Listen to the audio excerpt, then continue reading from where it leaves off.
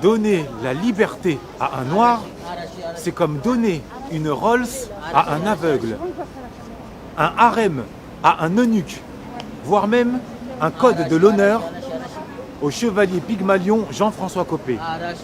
C'est ce qui s'appelle du pur gâchis. Oui, et pas besoin de sortir de Sciences Po pour le savoir.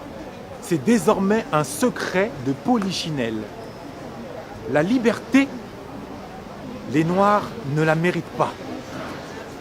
Pas plus qu'ils ne méritent notre respect. Quelle autre conclusion peut-on tirer quand on voit ce qu'ils font de leur liberté? Quand on voit la façon avec laquelle ils la saccagent, ils la souillent, ils la maltraitent avec obstination. Car soyons francs, à part remplir des prisons comme on remplit une mission, s'entretuer sauvagement pour un oui ou pour un non, en obéissant à leurs seuls instincts primaires, remuer leur postérieur comme on remue un drapeau blanc avec frénésie, prendre pour modèle les bonobos, transformer leur bouche en robinet à grossièreté, se presser à la CAF pour mendier les aides sociales, comme le président malien a mendié notre aide militaire, réduire tout ce qu'il touche en véritable porcherie et répandre des odeurs apocalyptiques qui réveilleraient tout un cimetière.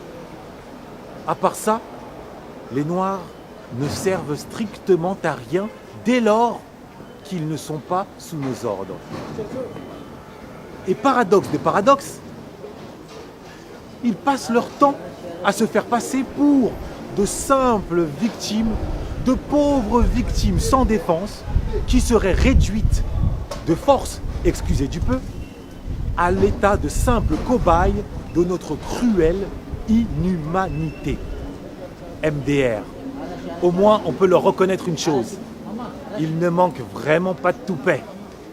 Pour une entrée en matière, ça, c'est de l'entrée en matière. Spectaculaire à souhait. Bon, certes, elle n'est peut-être pas aussi spectaculaire que la mi-temps du dernier Super Bowl que notre Queen Beyoncé a transformé en gâteau d'anniversaire géant pour Black Panther, mais quand même. Pourquoi une telle entrée en matière? Tout simplement parce qu'il m'est apparu, au vu de la vague bleu marine qui monte, eh bien qu'il était plus qu'urgent de provoquer un électrochoc au sein de la communauté noire de France, afin qu'elle sorte du coma victimaire dans lequel elle est plongée depuis maintenant bien des années, et qui participe grandement de son malheur. Oui, très grandement de son malheur. Ô Noirs de France, chers frères, chères sœurs, OTEP, cette vidéo vous est particulièrement adressée. Et je dois quand même commencer par vous dire que les mots avec lesquels je me suis introduit tout à l'heure, aussi piquants que méprisants, ne sont pas mes mots. Non, rassurez-vous, je ne suis pas la dernière version d'Oncle Tom. Vous pouvez donc, s'il vous plaît, baisser vos armes et vos sourcils froncés. Ces mots, je les ai empruntés aux autres communautés. Ces mots résument ce qu'elles pensent de nous.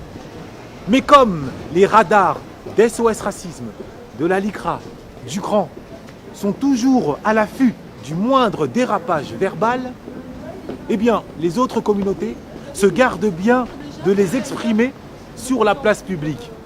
Moyennant quoi, elles optent tantôt pour des images subliminales, tantôt pour des tournures de phrases moins frontales, façon Willy Sagnol. On s'en souvient tous.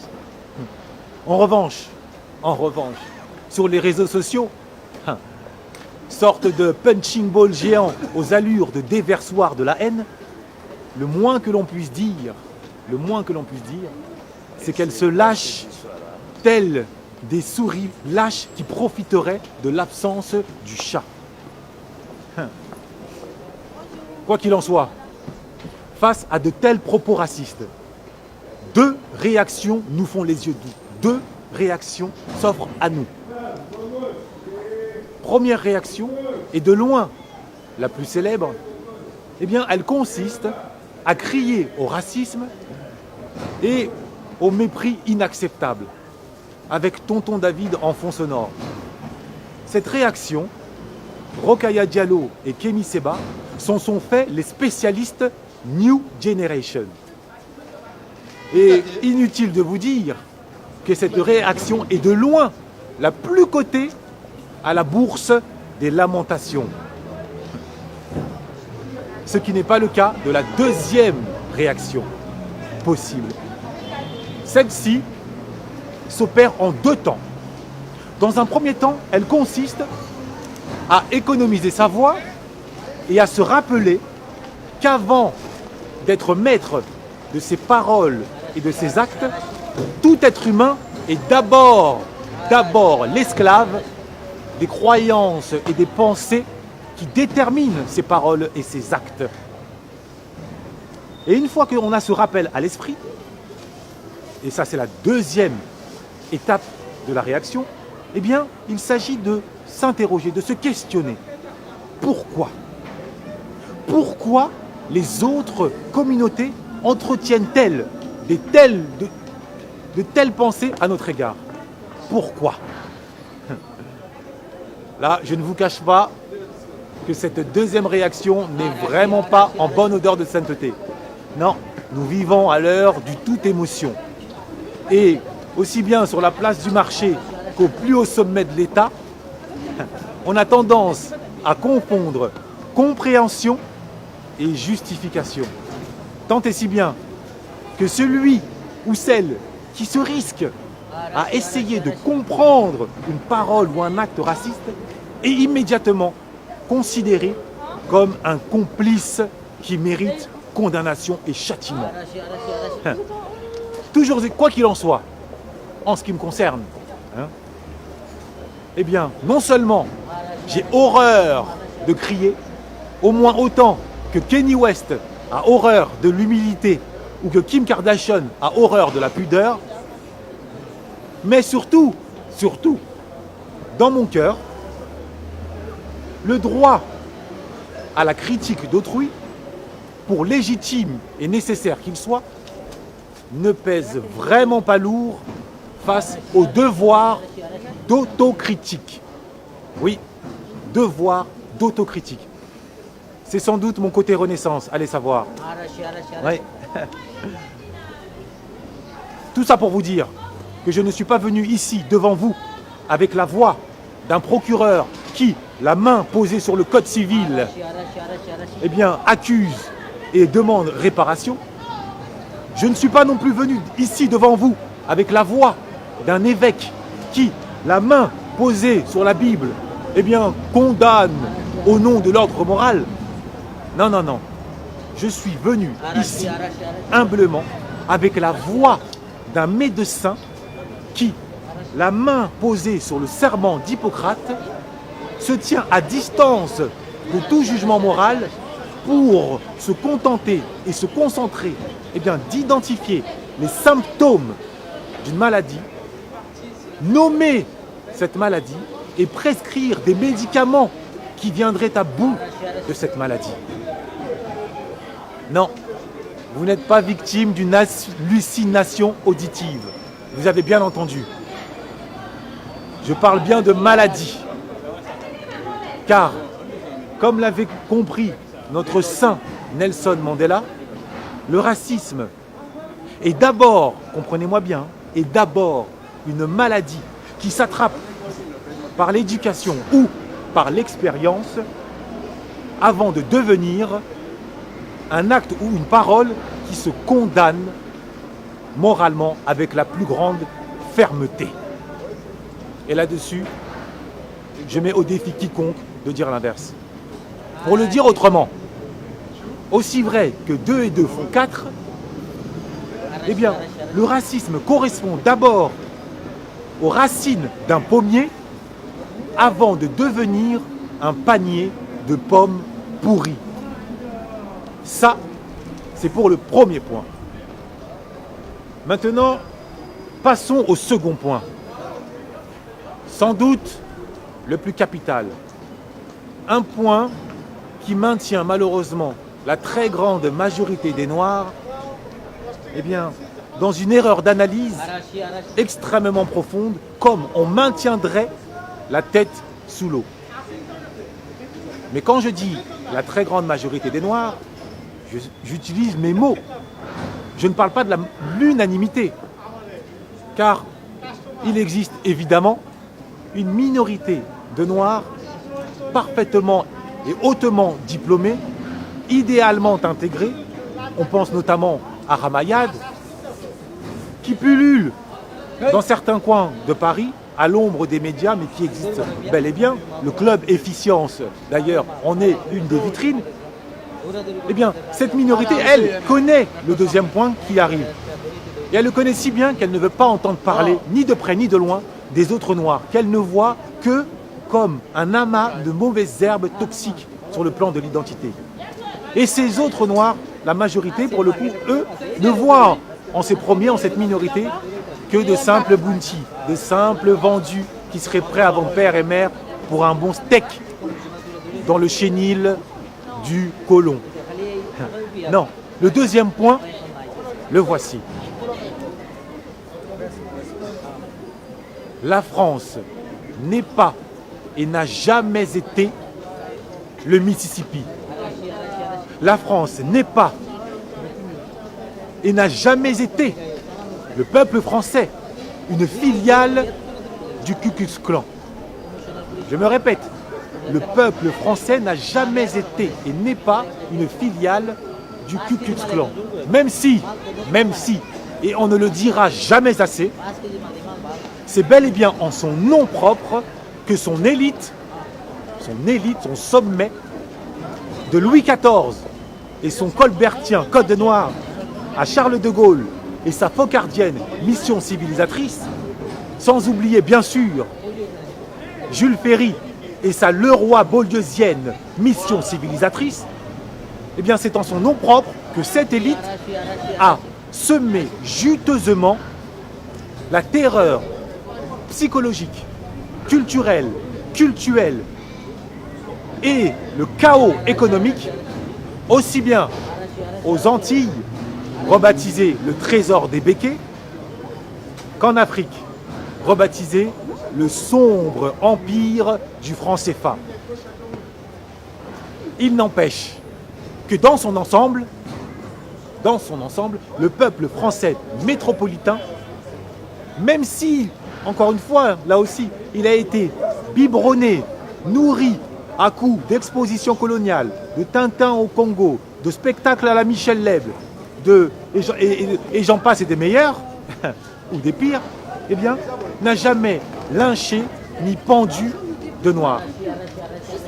Quand je dis dans son ensemble, évidemment, il y a des exceptions. Les skins, on les a tous à l'esprit. Et j'en profite pour passer le salut à nos grands frères des Black Dragons qui se sont chargés de les renvoyer dans les jupons de leur mère. Donc, je disais que, en dépit de tout cela, le peuple français dans son ensemble n'a jamais lynché de Noirs. Bien au contraire, je vais vous surprendre. Car à l'heure où aux États-Unis, les Noirs se battaient pour s'asseoir à l'avant d'un bus en tant que citoyens, en France, les Noirs étaient confortablement assis sur les bancs de l'Assemblée nationale ou de la Sorbonne. Oui. Et c'est d'ailleurs pour cette raison que les Miles Davis, les Richard White, les James Baldwin et autres artisans de la Renaissance de Harlem voyaient dans la France un refuge idéal. Là où la ségrégation raciale n'avait pas sa place. Là où la couleur de peau ne rimait pas avec CV. Oui, c'était à une certaine époque. Attention, comprenez-moi bien, je ne suis pas en train de dire que le peuple français est parfait. Loin de là, je connais mieux que quiconque sa boulimie maladive pour l'hypocrisie, son penchant naturel pour l'insatisfaction, sans oublier bien sûr sa passion pour l'humanitaire, une passion qui frôle parfois le néocolonialisme, comme nous l'a rappelé le scandale de l'Arche de Zoé. Personne, je l'espère, ne l'a oublié. Mais en tout état de cause, on ne peut pas dire, on ne peut pas soutenir, à moins de se jeter dans les bras de la mauvaise foi, que le peuple français cultive dans sa chair, comme dans son quotidien, un racisme anti-noir comme celui des États-Unis, qui serait comme une sorte de religion, de sacerdoce, voire même de drogue dure pour adolescents frustrés, version Dylan Proof, le bûcher de Charleston.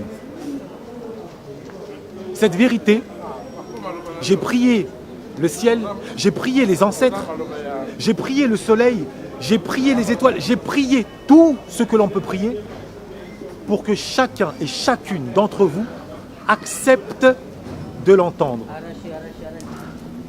Et par-dessus tout, accepte de faire l'effort de la comprendre. De comprendre qu'ici, au XXIe siècle, le racisme anti-noir que nous subissons est d'abord et surtout, et peut-être même uniquement, un racisme de comportement. Un racisme de comportement et non de couleur de peau, comme le croit la très grande majorité d'entre vous. Et cette erreur, malheureusement, est répandue. Et cette erreur est à la source d'un racisme anti-blanc qui se vit par notre communauté comme un racisme de légitime défense, comme un racisme de riposte. Eh bien, cette erreur, malheureusement, on l'entend partout, notamment sous la plume du Rimbaud des temps modernes, l'indétrônable Booba, lorsqu'il écrit « À leurs yeux, ma peau vaut la peine capitale ». Non, erreur gravissime. Et cette erreur est si puissante qu'elle est devenue presque un totem qu'il faut vénérer. Et gare à celui qui oserait le toucher. Et si celui-ci est un noir, comme en l'occurrence moi, eh bien, il se verrait tout de suite accusé de tous les noms, traité de vendu. On le placarderait même sur le dos, une pancarte sur laquelle serait gravé « aliéné », nouveau mot à la mode. Alors que je le dis, notre comportement, là est le bas blesse. Parce que ce soit dans la rue ou dans les transports en commun, de Sarcelles à Grigny-la-Grande-Borne, de Château-Rouge à Château-d'Eau, en passant par Gare du Nord, c'est notre comportement, à commencer par celui de notre jeunesse, nos petits frères et sœurs, que j'ai été moi-même à une certaine époque, eh bien, qui est le carburant premier du racisme anti-noir d'aujourd'hui. Mais j'ai conscience que cette vérité est difficile à entendre. Mais je reste convaincu que la vérité ne peut blesser que pour mieux guérir. Et d'ailleurs, en parlant de guérison, nous arrivons à la guérison. Car je suis ici en tant que médecin, mais surtout pour vous remettre, pas simplement un diagnostic, mais des remèdes. Donc, mais retenez d'abord le racisme de comportement. Pour l'éradiquer, il suffit de changer de comportement. Un comportement noble, comme le sont nos ancêtres, les pharaons, comme le sont nos ancêtres, les Soundiata Keita, comme le sont nos ancêtres, les Béhanzins. Donc, l'autocritique qui m'anime aujourd'hui, eh bien, m'oblige aussi à vous offrir ces remèdes. Et ça, c'est le troisième point.